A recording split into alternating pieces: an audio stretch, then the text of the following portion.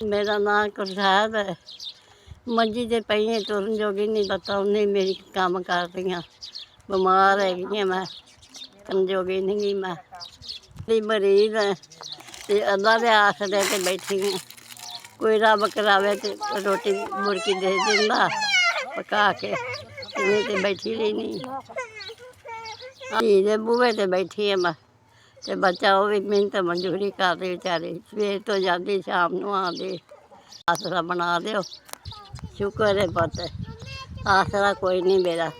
ਅਤੇ ਆਪਦਾ ਕੋਈ ਸ਼ੈ ਆਸਰਾ ਬਣ ਜਾਵੇ ਅਤੇ ਕੋਈ ਸ਼ੈ ਲੈ ਕੇ ਖਾ ਲਵਾਂ, ਕੋਈ ਰੋਟੀ ਦੀ ਬੁਰਕੀ ਪਕਵਾ ਕੇ ਖਾ ਲਵਾਂ। ਮਿਹਰਬਾਨੀ ਤੇਰੀ, ਅੱਲਾ ਖੈਰ ਕਰੇ, ਤੰਦਰੁਸਤੀ ਦੇਵੇ ਬੱਚੇ ਬੱਚੀਆਂ ਨੂੰ।